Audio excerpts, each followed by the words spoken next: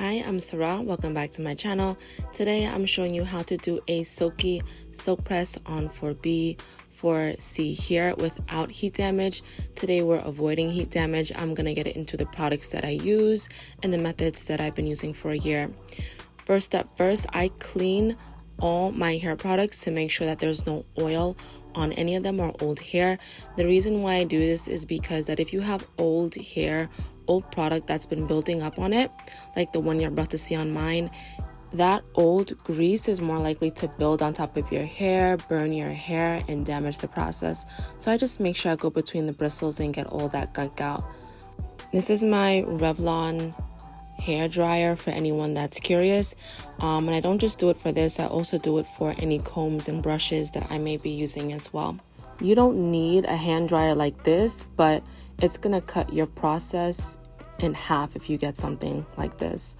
I've been a straight natural for 1 year now, and the Color Wow product is what really kept me in the game because it helps manage my frizz and the humidity. Even when my silk press gets old, I'll realize that my hair doesn't really revert to being a full, complete afro. It still always goes back into a silky silk press type of state. I'll put pictures if I find any. Next, this is the second heat protectant that I use. I actually like to double my heat protectants. I just feel like the Color Wow mixed with the Tresemme makes my silk press silkier, if that makes sense. You're gonna see how I apply this leave-in conditioner. This one is actually a new find for me. I'm used to using the Cantu leave-in conditioner, which I think I like a lot better than the Bond Bar. But the Bond Bar is what I'm gonna be using in this video. If you want your hair to feel like butter, buy the Nexus shampoo, buy the Nexus conditioner, and buy the Nexus treatment mask. Because if you use this line in combination with each other, they're just gonna do wonders for your hair. It's not even gonna feel like it's your hair. You're gonna feel like you just bought a 30-inch bust down or something. It's just gonna feel different. I'm telling you right now. But yeah, I pair all of that with these two treatment masks. They're very inexpensive. They're very cheap. They're salon grade. They're really good. This is 4-week-old hair, very long overdue. I'm very excited. I always start out with first rinsing my hair because before I wash my hair after I've silk pressed it, I always soak it in castor oil to prep it for the wash. So I always make sure to rinse it out really, really well first before I do anything.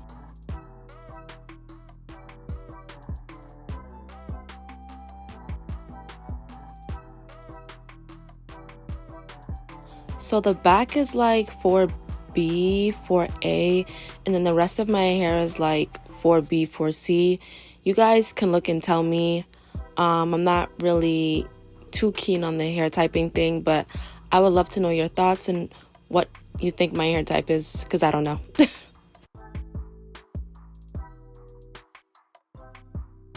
Before I shampoo, I always start with conditioner first. Not a pre-poo. Nothing labeled pre-poo, an actual conditioner. So I'm actually applying the Nexus conditioner first, all over my ends especially, and all throughout the rest of my head. The reason why I do this, I just feel like it's like a buffer for the shampoo, even though the shampoo is not that stripping. And I don't want you to think that I'm being rough or manhandling my hair. I'm not. It's just that the conditioner has so much slip. It makes my hair feel like so much better that it looks like I'm being rough, but actually my hand just keeps slipping out. Now I am shampooing, and the thing I love about this brand, and this is not sponsored, but the thing I love about this brand is that when you use these products together, it really makes a difference. Like, you can literally see my curls starting to clump together and gather and become bouncy and buoyant, and that's what you want when you're getting a silk press. You want to make sure that your hair is really properly moisturized so that when you go in with that flat iron, you can make sure that your hair is properly protected.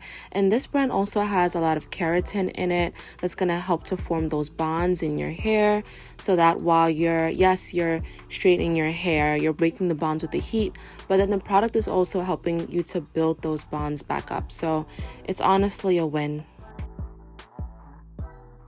When I'm done working on my scalp, then I start to move the soap towards the rest of my hair.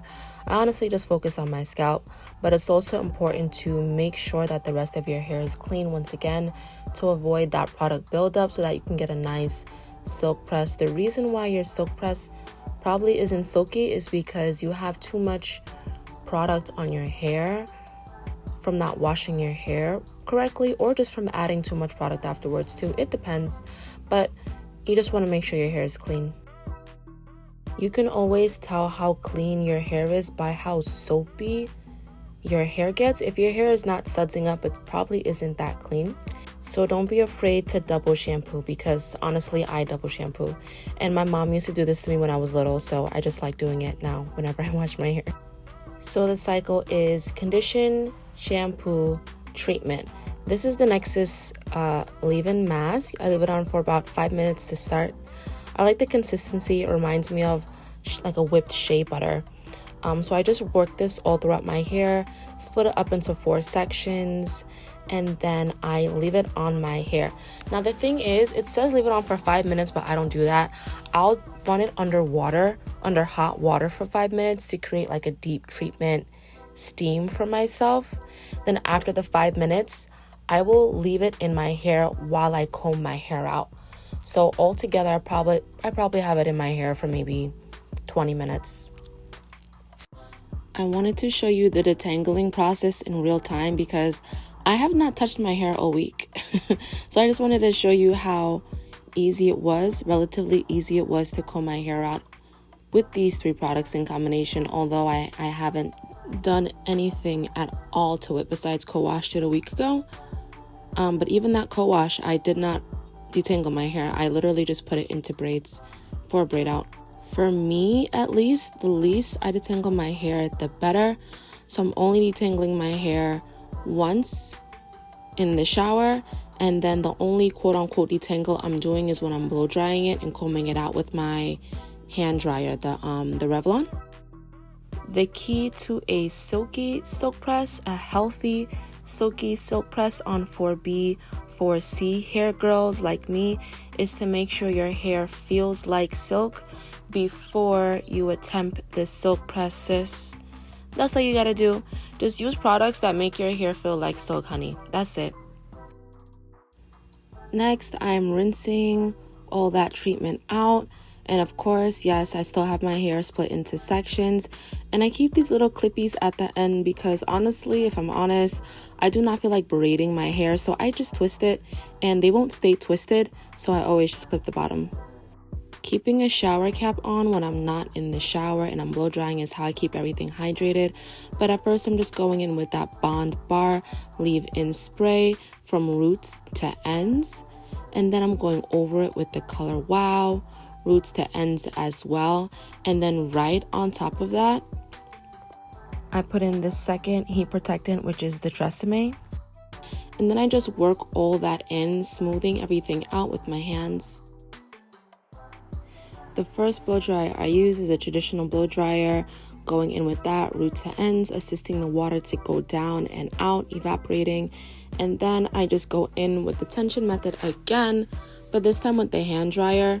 And the way that I do this is a bit different from traditional hand drying. What I do is, and I'll just zoom in so you can see it, but what I'm doing is I'm just basically tapping my hair and twisting a little bit to see if it will budge. If it doesn't budge, I take the airbrush back out. But the moment it budges, I allow the brush to move down, and then I just continue that same pattern throughout the rest of the section. And voila! And I don't do this while the hair is dry. I go in with this when the hair is like 80% dry. One thing I had to learn was to slow down and not be afraid of heat damage, but to actually take your time in that section. Don't go super slow and burn the hair off, but absolutely don't rush through the section and be afraid of heat damage. After all, you are straightening your hair and you did put on heat protectant, so it's okay to go at a moderate pace to ensure that the heat is actually having the opportunity to straighten your hair. And is it just me, or is there nothing more satisfying than seeing the hair fall after it's just freshly straightened. I love it.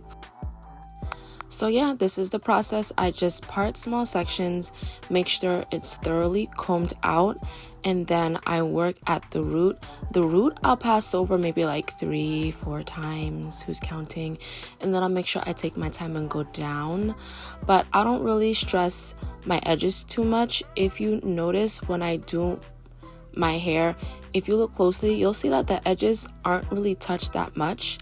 My roots I'll do, but the edges I kind of leave because they don't really stay straight for long because I do exercise and my edges I do sweat out. So I just go in with that with edge control. And sometimes I just oil it and tie it down, and that's enough for me.